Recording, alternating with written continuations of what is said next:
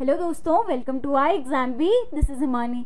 सो दोस्तों, आज की इस वीडियो में हम डिस्कस करने वाले हैं CWC यानी सेंट्रल वेयर हाउसिंग कॉरपोरेशन, जिन्होंने जो वैकेंसीज थी फॉर जूनियर टेक्निकल असिस्टेंट्स उसको रिलीज़ किया था। उसमें स्टूडेंट की कुछ कॉमन क्वेरीज हैं, उनको आज हम इस वीडियो में एड्रेस करने वाले हैं। तो देखते हैं कौन सी कॉमन क्वेरीज हैं। उन सारी क्वेरीज को आज हम इस वीडियो में एड्रेस करेंगे। ठीक है, तो सबसे पहले हम देखेंगे। तो पहली क्वेरी है कि ये किस टाइप का एग्जामिनेशन है, यानी इसका जो एग्जाम पैटर्न होता है, एग्जाम पैटर्न किस तरह से रहता है ना। तो एग्जाम पैटर्न की बात करें, क्या ये सिंगल टेयर एग्जामिनेशन होता है, यानी सिंगल एग्जामिनेशन होता है, क्या इसमें इंटरव्यू होता है, तो आइए देखते हैं। तो इसमें इंटरव्यू नहीं होता है। बहुत अच्छी बात है कि आपका ये सिंगल एग्जामिनेशन है। ओके, आप 2.5 घंटे एग्जामिनेशन हॉल में बिताइए, अच्छे से पेपर कीजिए और JTA की पोस्ट आपकी है। ओके, तो यहाँ पर हम देखेंगे 5 सेक्शन है। 5 सेक्शन में पहला सेक्शन आपके पास reasoning and computer aptitude 40 question 40 marks से कैरी करेंगे। Okay, English language 35 question 35 marks, आपको टाइम मिलेगा 20 मिनट्स का। Okay, professional knowledge 65 question 65 marks. और देखिए आपको ना ये जो आपका सेपरेट टाइम स्लॉट है वो भी ऑलरेडी गिवन है, तो आपको कोई भी टेंशन लेने की ज़रूरत नहीं है कि कौन सा सेक्शन कितना टाइम मिलेगा आपको, तो ऑलरेडी गिवन है। आप इसी तरह से जो अपनी प्रैक्टिस है वो प्रैक्टिस कीजिएगा। ओके, सेक्शन आपको पता है कि सेक्शन में टाइमिंग किस तरह से। ओके, 65 मार्क्स, जिसमें क्या होगा, एग्रीकल्चर आएगा। अब एग्रीकल्चर कितने मार्क्स का आएगा, 20, जूलॉजी 20, बॉटनी 10 है ना, फिजिक्स 5, केमिस्ट्री 10, 5 10 15, 15 10 25, 25 और 40 कितना हो गया, 65। तो 65 मार्क्स से कैरी करेगा। Okay, general awareness 20 question 20 marks. DI और क्वांटिटेटिव एप्टीट्यूड की बात करेंगे, 40 क्वेश्चन 40 नंबर के आपको ये देखने को मिलेंगे। तो इस तरह से कुछ इसका एग्जाम पैटर्न रहता है। 2.5 घंटे आपको मिलेंगे इस पेपर को सॉल्व करने के लिए। 200 क्वेश्चन आपको ये अटेम्प्ट करने हैं। ओके, तो चलिए अब देखते हैं फ्री सोर्सेज। ठीक है, एग्जाम का पैटर्न तो हमें पता चल गया, लेकिन किस तरह से तैयारी करें, हमारे सोर्सेज क्या होने चाहिए। तो आपके सोर्सेज कुछ भी हो सकते हैं, जहाँ से भी आपको रिलायबल कंटेंट लगता है, जहाँ से भी आपको लगता है कि मैं तैयारी कर सकती हूँ या कर सकता हूँ, आप वहाँ से तैयारी कीजिए। ज़रूरी क्या है, आप मॉक टेस्ट अटेम्प्ट कीजिए। ज़रूरी है आप अपने नोट्स बनाइए।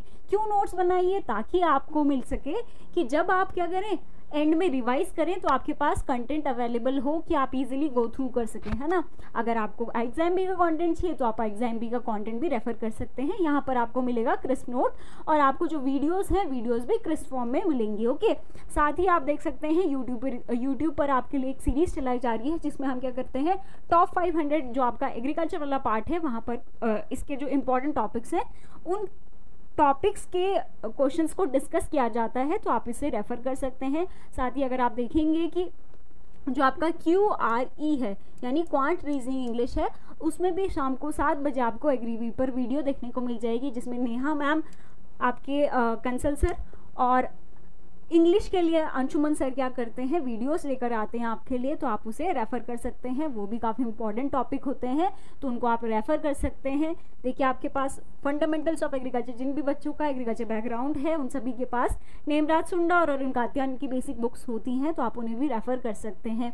GA की बात करेंगे तो GA में आपके लिए विक्रम सर ने बहुत इंपॉर्टेंट जो क्वेश्चंस कंपाइल किए थे वो आपको लेकर आए थे, तो आप इसे रेफ़र कर सकते हैं। साथ ही अश्विनी सर ने भी कंप्यूटर के कुछ क्वेश्चंस थे जो वो डिस्कस किए थे, तो आप इसे रेफर कर सकते हैं। ठीक है, तो ये आपके लिए कुछ फ्री सोर्सेज हैं। अच्छा देखिए, आपके लिए क्या किया जा रहा है, जो फिजिक्स केमिस्ट्री वाला पार्ट है उसमें अमित सर ने आपको बताया था कि किस तरह से आपको ये फिजिक्स केमिस्ट्री का पार्ट है कवर करना है, और साथ ही उन्होंने बताए थे कि कुछ रिपीटेटिव क्वेश्चन जो हर एग्जाम में पूछे जाते हैं और आपको उन्हें बिल्कुल मिस नहीं करना है। ओके, तो उन्होंने कुछ क्वेश्चन डिस्कस किए थे आपके लिए। बॉटनी और जूलॉजी की वीडियो भी अपलोडेड है, तो आप उसे भी रेफर कर सकते हैं। बॉटनी जूलॉजी आपको किस तरह से प्रिपेयर करनी है, वहाँ पर इंपॉर्टेंट टॉपिक्स और इंपॉर्टेंट क्वेश्चंस डिस्कस किए जा रहे हैं। ओके, चलिए एग्जाम डेट सबका कंसर्न है, सबको जानना है कि पेपर की डेट क्या होगी। पेपर की डेट अगले महीने हुई तो क्या आपकी तैयारी पूरी है, क्या आपने एटलीस्ट 4 या 5 मॉक टेस्ट लगा लिए हैं। क्या आपकी डेट अगर दिसंबर में आ गई तो दिसंबर में बहुत सारे स्टूडेंट ऐसे होंगे जिनका IBPS AFO का एग्ज़ाम भी होगा। IBPS AFO का एग्ज़ाम होगा तो QRE तो हो जाएगा, लेकिन जो आपका प्रोफेशनल सेक्शन है GA, और जो आपका प्रोफेशनल सेक्शन में क्या है, बॉटनी, जूलॉजी, फिज़िक्स, केमिस्ट्री, ये कैसे तैयार होगा, है ना। तो आपको क्या करना है, इसकी तैयारी के साथ साथ इसकी तैयारी भी साथ में लेकर चलनी है, ताकि आपको क्लास ने बताया था ना कि आपको अप्रोच किस तरह से रखनी है। तो कुछ क्या है, आप इनको भी रेगुलरली इसके साथ या प्रैक्टिस करिए, क्वांटिटी रीजनिंग आप प्रैक्टिस करिए, साथ ही आप इनको भी प्रॉपरली टाइम अपने जो स्टडी शेड्यूल है उसमें इनको ऐड करते हुए चलिए कि आपके टॉपिक्स बिल्कुल मिस ना हो। ओके, तो अगर आपके टॉपिक बिल्कुल मिस नहीं होंगे, आप प्रॉपरली रिवाइज करिए, प्रॉपरली मॉक टेस्ट अटेम्प्ट कीजिए, तो आपका पेपर की डेट कोई सी भी हो, आपको कोई फ़र्क नहीं पड़ने वाला है, जीत आपकी होगी। ठीक है, तो फिजिक्स केमिस्ट्री को तो बिल्कुल मिस नहीं करना है। जूलॉजी बॉटनी भी आपके पास है। देखिए 2 एग्जाम को आप आसानी से एक साथ टारगेट कर सकते हैं। तो आपने क्वांट्स रीजनिंग इंग्लिश प्रैक्टिस करना है, साथ ही ये सारा पार्ट भी साथ में लेकर चलना है।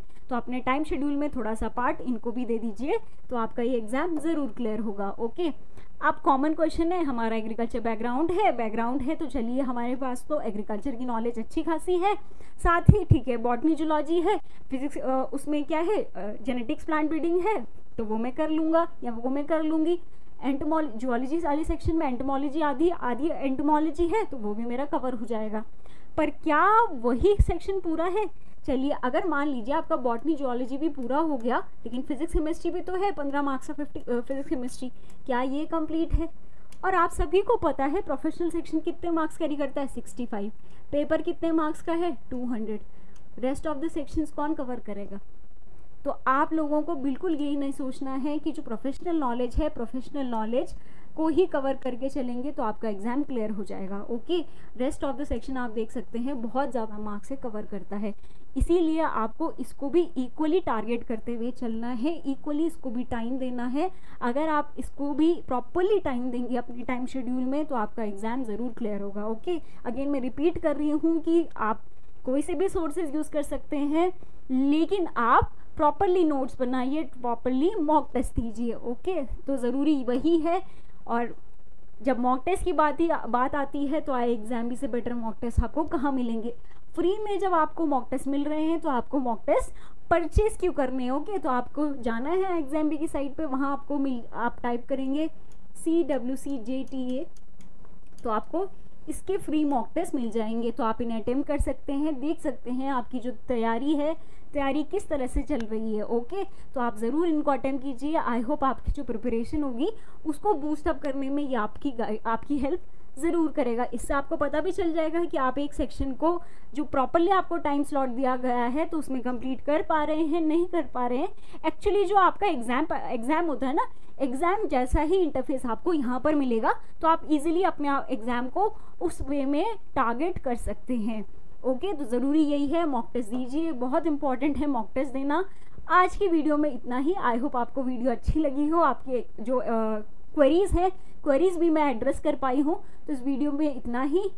चलिए फिर मिलते हैं आपको नेक्स्ट वीडियो में, तब तक के लिए all the very best for your upcoming exams.